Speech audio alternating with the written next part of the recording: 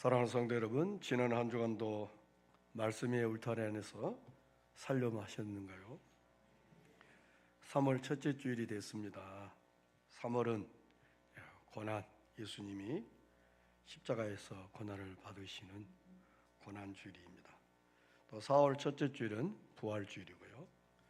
또 3월은 우리 한 달 동안 우리의 허물과 죄로 죽을 수밖에 없는 죽었던 우리를 살리시려고 예수님께서 대신 고난을 당하셨던, 그래서 십자가에 죽으셨던 사건들을 생각하시면서 주의 은혜를 감사하며 살아가는 3월 한 달이 될 수 있기를 바랍니다. 우리는 2021년 하나님의 권능이 에바다운 정으로 임하나 능력 있는 삶을 살아가는 2021년 한 해가 되기를 바랍니다.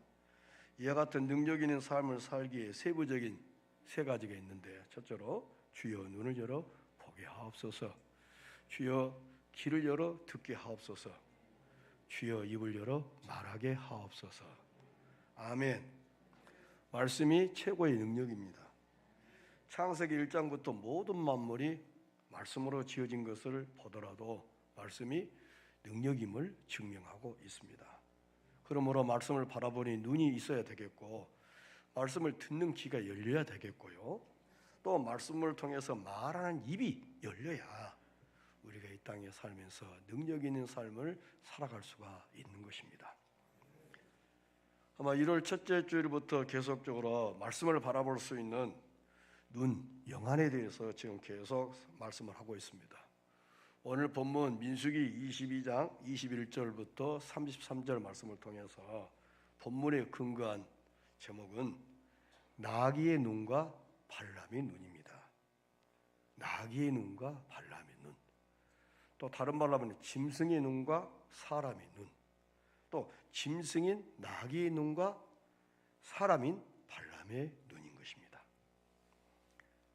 나귀는 사람이 부리는 짐승이지만 하나님께서 눈을 열어주시니까 사람보다 더 현명하고 판단과 행동을 통해서 주인이 죽어야 되는데 대신 살려내는 상황을 오늘 본문의 말씀을 통해서 말씀해 주고 있습니다.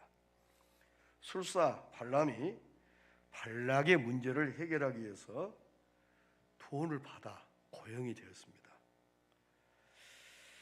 발락의 문제를 해결해 주기는커녕 오히려 자신도 눈이 어두워서 나귀의 도움을 받아서 살고 있는 모습을 본문의 말씀을 보고 있죠.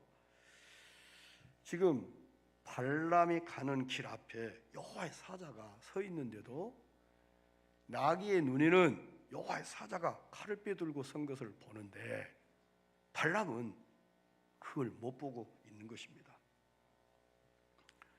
다른 사람을 도와주기 위해서 길을 떠나고 있지만 오히려 다른 사람을 도와주기는커녕 자신이 오히려 사람도 아닌 짐승의 도움을 통해서 지금 살아가고 있는 그런 참 딱한 현실을 보게 됩니다.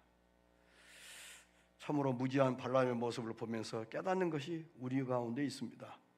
그리스도인들이, 하나님을 믿는 사람들이 말씀의 눈, 영안이 어두우며 영안이 열리지 않는다면 비그리스도인들보다 혹은 짐승보다 못한 말과 행동을 하는구나 하는 것을 본문을 통해서 바라볼 수가 있죠.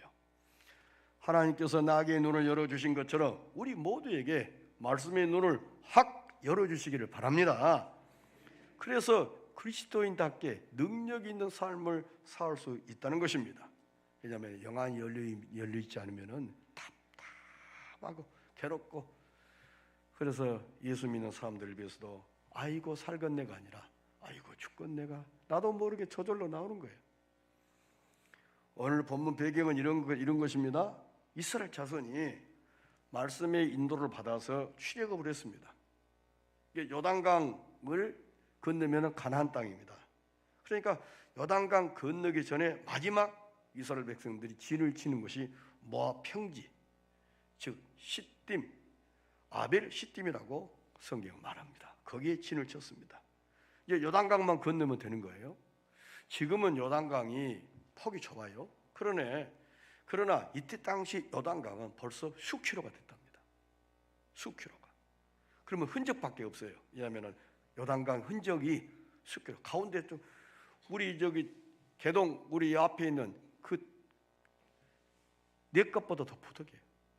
누가 보면은 이걸 요단강이라고 말하기가 그럴 정도예요. 그래서 어떻게 보면은 이스라엘 백성들이 마지막 요단강 건너기 직전에 모압 평지에 진을 치고 있습니다. 근데 이 상황을 바라본 아람 모압 나라 왕 발락이 이스라엘 백성들을 보고 심히 두려워했어요. 민수기 22장 3절에 보니까 이 발락이 이스라엘 백성의 숫자가 너무 많은 거예요. 또 모압 왕은 이스라엘 자손들 때문에 22장 3절에 번민하고 있었다고 했습니다. 이 번민이란 말은 마음이 답답하여 괴로워했다는 거죠. 혹시라도 이스라엘 백성들이 요단강을 건너서 가나안 땅을 가지만 이들이 갑자기 등을 돌리고 모압 나라를 공격하면 왕의 입장에서는 나라가 어떻게 되겠느냐 생각할 때 잠을 이루지 못하고 고민한 끝에 발람 술사를 불러서 이스라엘 백성들을 저주하기 위해서 이제 온갖 머리를 돌리고 있는 것입니다. 그래서 모압 왕 발락이 술사 발람을 고용합니다. 이때 들어간 것이 막대한 돈이 들어갔습니다. 그 이유는 이스라엘 백성들을 저주하도록 하기 위함이었습니다. 모압 왕 십볼의 아들 발락이 발람을 불러 이스라엘 자손을 저주하게 하는 시도 그 자체가 헛수고인 것입니다. 모압 왕 발락이 이스라엘 자손을 위해 하는 일이 왜 헛수고인가? 자신의 이름 의미에서 찾아보게 됩니다. 본문에 모압 왕을 이렇게 소개합니다. 22장 2절에 십볼의 아들 발락이라고 합니다. 이 십볼이라는 이름의 의미는 작은 새라고 말합니다. 이런 뜻이 있고요. 발락은 이름에는 헛된 공한 이런 뜻이 이름 속에 담겨 있습니다. 그러면 십볼이 작은 새라면 그 아들 발락이 어때요? 할 수 있는 것은 한계가 있다는 것을 그 이름의 의미에서 추론할 수가 있습니다. 선택받은 하나님의 사람들을 비그리스도인들이 해할 수 있느냐 하는 것입니다. 그렇기 때문에 돈을 비그리스도인들이 우리 그리스도인들을 해할 수 있느냐 할 때 해할 수 없어요. 그런데 그렇기 때문에 많은 돈을 빌려서 발람 술사를 불러서 이스라엘 백성들을 저주하게 하는데 그것이 헛수고가 될 수밖에 없다고 하는 것입니다. 발락은 자신이 할 수 없는 일을 하기 위해서 다른 사람을 고용합니다. 고용된 사람이 술사 발람으로 소개하고 있습니다. 발락은 술사 발람을 고용해서 이스라엘 자손을 저주하려는 시도를 했습니다. 그러나 그 자체가 헛되고 공한 일이 되고 말았습니다. 발락이 고용한 술사 발람이 이스라엘 자손을 저주한다고 해서 이스라엘에게 저주가 임한 것은 아니다 하는 것을 알아야 됩니다. 오늘날 비그리스도인들이 그리스도인들을 대하여 저주한다 하여 저주가 임하는 것은 아니다는 것입니다. 그러나 발락은 발람에게 이렇게 말하죠. 22장 6절에 그대가 복을 비는 자는 복을 받고 저주한 자는 저주를 받는다 이렇게 말합니다. 당시나 지금이나 비그리스도인들이나 심지어 그리스도인들이라고 할지라도 말씀이 없는 자들은 모압 왕 발락과 같이 생각을 하고 있습니다. 그러나 성경은 그렇지 않습니다. 복과 저주는 누구든지 그 사람의 선택과 삶에 따라 나타나는 결과물입니다. 즉 하나님의 말씀의 순종은 복과 생명으로 열매를 맺고요, 말씀의 불순종은 하와 사망으로 열매를 맺게 되어 있습니다. 이런 간단한 논리를 말씀이 없는 자들은 알지 못하기 때문에 인간적 수단과 방법을 통해서 지금 모압 왕 발락이 이스라엘을 저주하게 하려는 것입니다. 이 저주가 통할 수가 없는 것입니다. 당시 모압 왕에게 고용된 사람을 부올의 아들 발람이라고 지금 22장 5절에 소개하고 있습니다. 이 부올이라는 뜻은 어떤 뜻이냐면은 등불이라는 뜻이에요. 등불. 그래 발람이라는 인명은 백성의 주인이라는 뜻입니다. 그러면 당시 문화에서 등불은 어둠에 있는 자들에게 빛을 비추어 길을 안내하는 역할을 했습니다. 다시 말하면 길을 잃고 방황하는 자들에게 방향을 제시해 주는 역할을 등불이 하고 있었다는 것입니다. 하나님을 알지 못하고 말씀이 없는 사람이 한 번도 가보지 않은 길을 어떻게 알 수 있을까요? 결코 알 수가 없습니다. 그렇기 때문에 등불이라는 이름의 뜻을 가진 발람을 고용합니다. 발락이 비록 많은 돈을 주고 술사 발람을 고용했지만 술사 발람도 자신도 경험하지 못했고 가보지도 아니한 길은 알 수가 없는 것이죠. 이제 만약에 그 발람이 아는 체 한다면 속임수일 것입니다. 자신도 길을 알지 못하면서 상대방에게 길을 안내해 준다는 것은 결코 이게 바람직한 일이 못하고 속임수에 불과합니다. 그러나 요한복음 14장 6절에 예수님은 말씀하셨습니다. 내가 곧 길이요 라고 말씀하셨습니다. 예수님만이 유일한 길이십니다. 예수님만이 유일한 우리를 천국으로 인도할 수 있는 유일한 길이고 우리가 의롭게 살아갈 수 있는 유일한 길이 예수 그리스도이신 것입니다. 말씀만이 나아갈 길을 안내해 줄 수 있습니다. 말씀이 없는 자신도 길을 알지 못했기 때문에 다른 사람을 안내해 줄 수가 없는 것입니다. 그렇다고 한다면 우리가 하나님의 말씀을 읽는 것으로 끝나서는 안 돼요. 이 말씀의 의미가 무엇인가를 잘 깨달았고 알아야 그걸 알고 삶 속에 적용해야 내가 이렇게 이 말씀대로 살아보니까 이렇습니다 하면서 올바른 길로 바른 길로 인도할 수 있는 것이지 말씀을 모르고 내가 말씀을 모른다면 내 마음대로 내 뜻대로 내 생각대로 산다는 그런 의미가 되는 것이죠.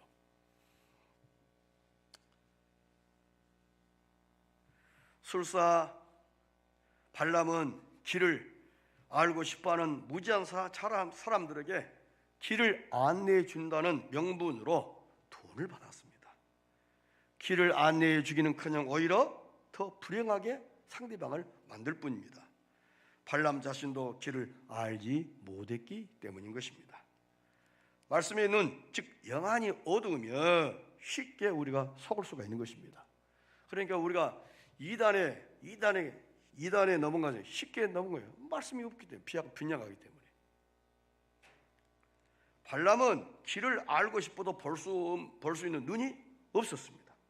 간절한 마음으로 등불을 들고 찾아온 사람들의 약점을 이용하여 재물을 탈취해서 자기 배만 부르게 했습니다. 자신의 경험을 얻은 지식을 이용해서 자신을 찾아온 사람들을 속이고 불행하게 만든 장본인이 발람이었습니다. 술사 발람은 모압 왕 발락의 재물을 받고 제안에 수락하여 모압으로 이동을 합니다. 이동한 도중에 일어난 일들이 오늘 본문의 말씀인 것입니다. 말씀이 눈이 어두우면 어떤 실수를 하게 되는지 3번의 사례가 소개되고 있습니다.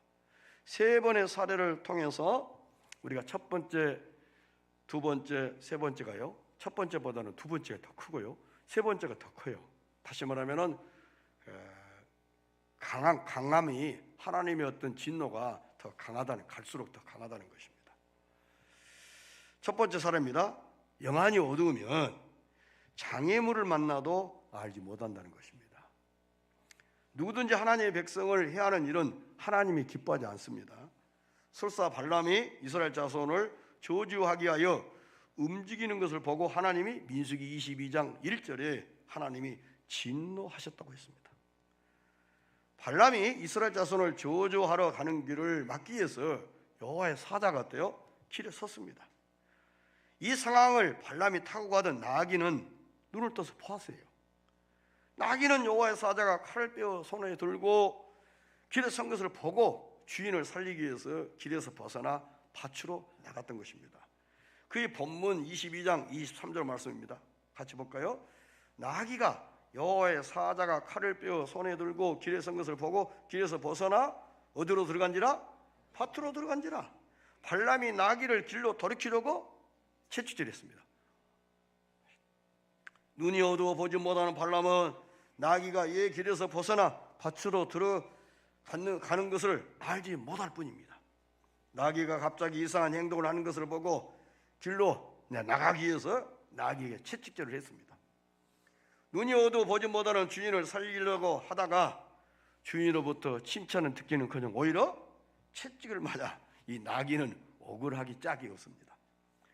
우리는 그리스도인들이 말씀에 있는 영안이 어두우면 얼마나 무지한 행동을 하게 되는가를 본문의 말씀을 통해서 깨닫게 됩니다. 자신은 올바르게 행동을 한다고 하는데도 실제로 반대 행동을 하고 있어요. 자, 성경의 사도행전을 보니까 사울이라는 사람이 하나님의 교회를 핍박하고 그랬잖아요. 그때 사도행전 9장에 사울아 사울아 어찌하여 네가 나를 핍박하느냐 했을 때 사울은 자기가 옳은 일을 한 줄 알았어요. 하나님의 뜻인 줄 열심히 했어요. 그런데 하나님이 아들 되신 예수님이 우리 죄를 위해서 죽었다가 3일 만에 부활하신 그 부활하신 주님이 사울을 만납니다. 사울아 사울아 어찌하여 너는 멍청한 짓을 하고 있느냐. 예, 내 뜻을 거역하고. 그러니까 왜? 무슨 말이에요? 나는 지금 하나님 뜻을 이루기 위해서 누구보다 열심히 교회를 핍박하고 예수 믿는 사람을 옥에 가두고 이런 일을 했는데 그것이 자기가 옳은 일이라고 결코 반대의 길을 행하고 있던 것을 사울이 알지 못했던 거죠. 우리가 하나님의 말씀대로 산다고 하면서도 내 생각대로 살면서도 하나님 뜻대로 산다고 생각하는 우리들이 아닌가 싶습니다. 나귀의 발람을 보면서 깨닫는 것이 있습니다. 말씀을 바라보는 눈이 영안이 어두면 올바른 행동을 할 수가 없겠구나. 사람답게 살 수 없겠구나. 그리스도인들은 비그리스도인처럼 자신의 생각이나 경험이나 지식이 우리 삶의 어떤 표준이나 기준이 되어서는 안 됩니다. 무엇이? 말씀이 기준이 되어야 합니다.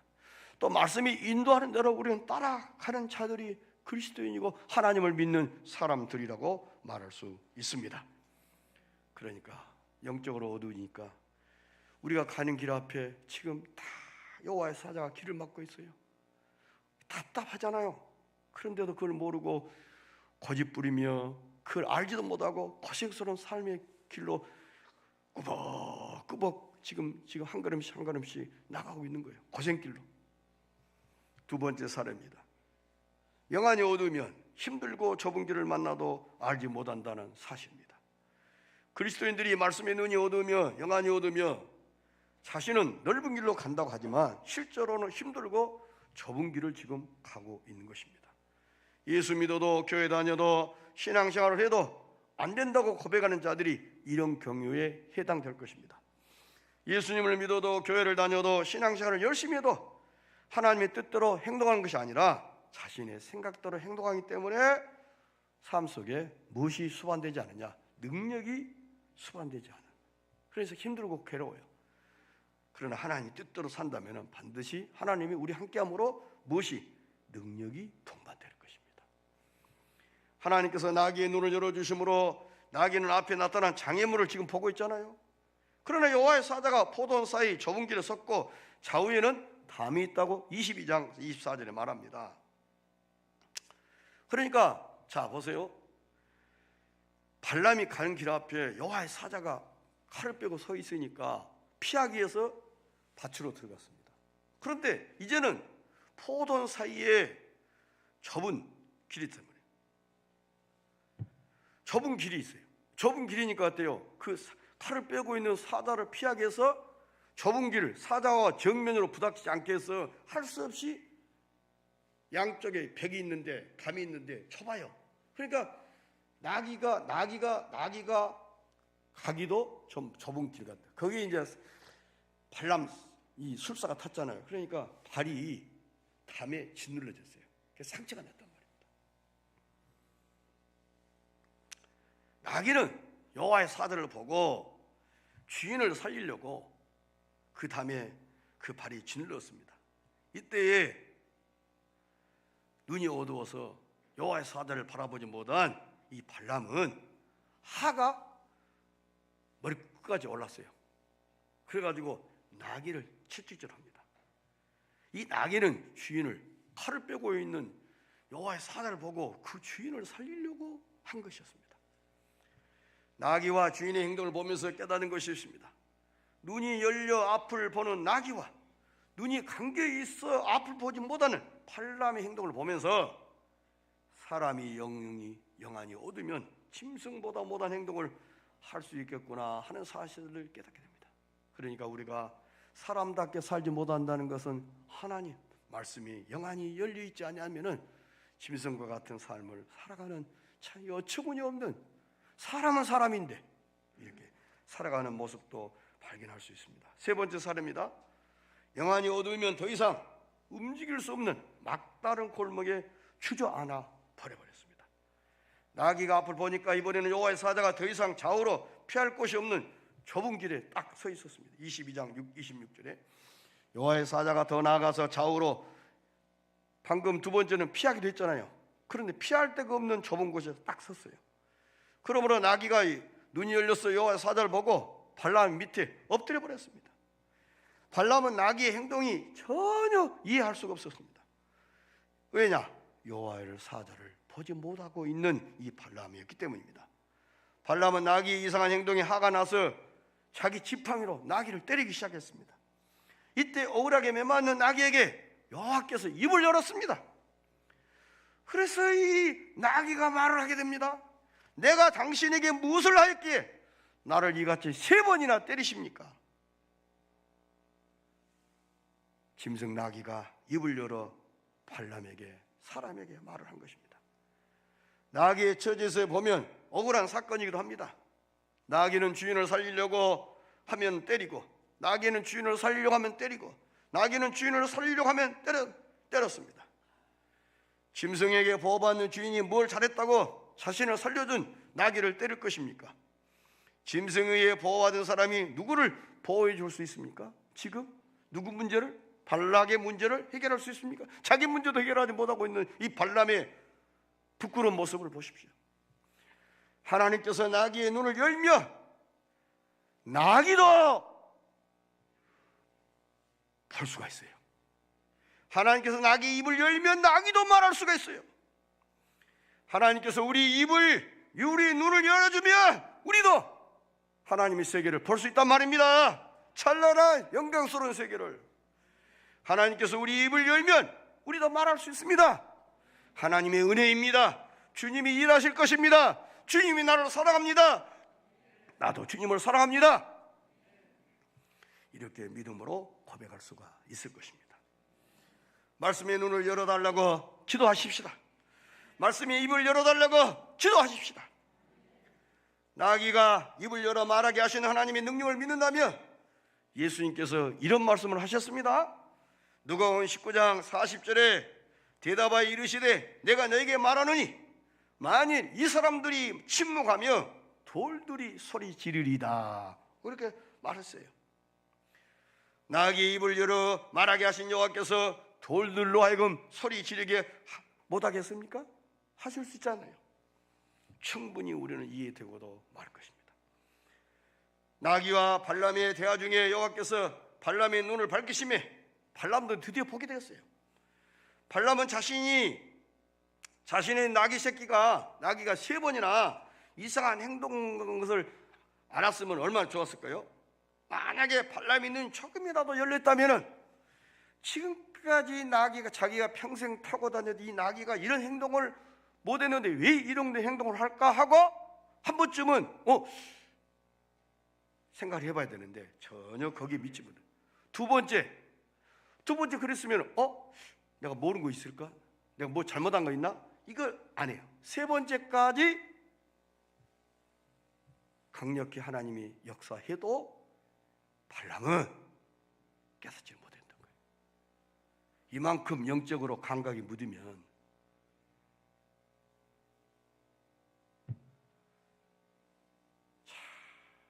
우리가 이 정도 수준까지 내려가 버리면 구제불능이잖아요.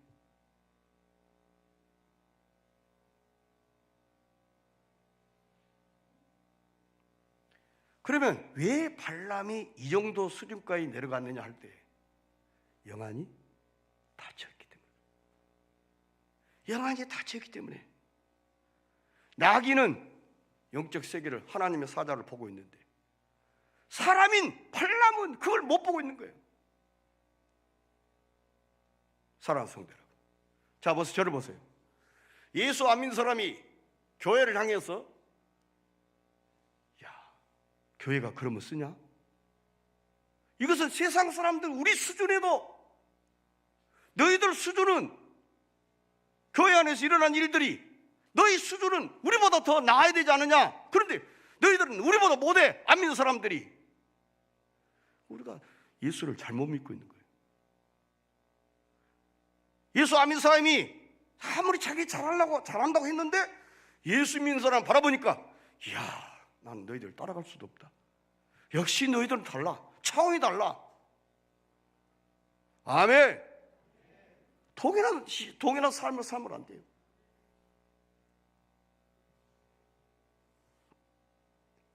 발람은 여호와의 사자가 손에 칼을 빼들고 선 것을 보았습니다. 발람은 머리를 숙이고 이제 엎드렸습니다.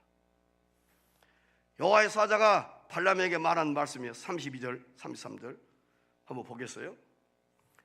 여호와의 사자가 그에게 이르되 너는 어찌하여 네 나귀를 이같이 3번 때렸느냐? 보라, 네 앞에서 네 길이 어때요? 사악함으로 내가 너를 막으려고 나왔더니 나귀가 나를 보고 이같이 3번을 돌이켜 내 앞에서 피하였느니라. 나귀가 만일 돌이켜 나를 피하지 아니했다면 내가 벌써 너를 죽이고 나귀는 살렸으리라. 그러니까 이미 이 발람은 죽은 목숨이었어요. 그런데 누가 살렸느냐? 멍청한 네가 때렸던 나귀가 너를 살렸다. 발람이 눈이 열린 후에 나귀가 오늘따라 이상한 행동을 하게 된 이유를 거기서 깨닫게 됐습니다. 말씀을 정리하겠습니다. 영안이 어두우면 장애물을 만나도 알 수가 없습니다. 영안이 어두우면 힘들고 좁은 길을 만나도 깨닫지를 못합니다. 영안이 어두우면 더 이상 움직일 수 없는 막다른 골목에 주저앉게 되더라도 깨닫지를 못하고 알지를 못하고 헤매고 있다는 것입니다. 나귀의 눈과 발람의 눈을 보면서 깨닫는 것이 많습니다.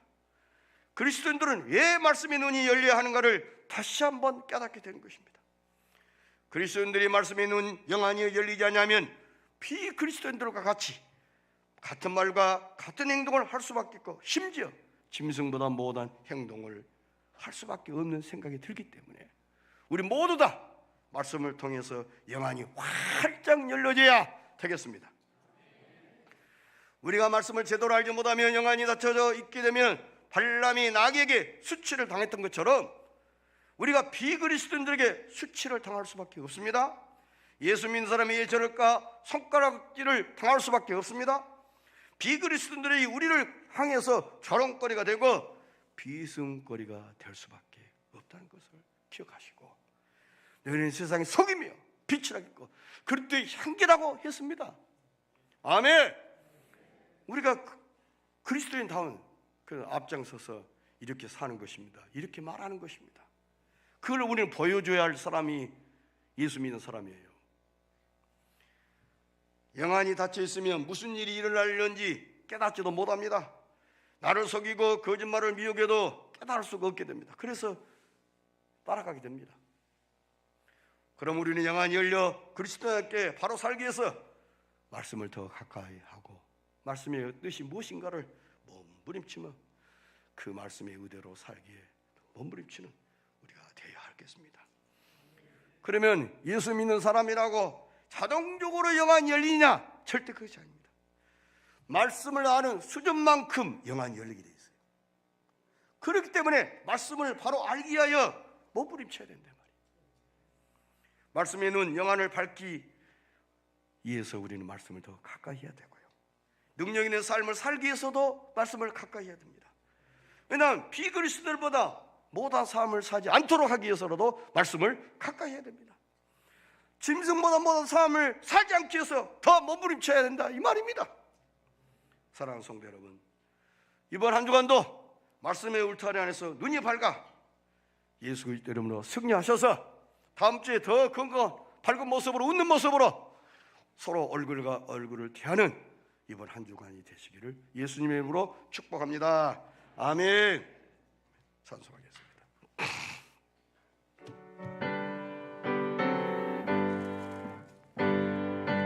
음성에는 더 깊고 높도다 날 사랑하신 주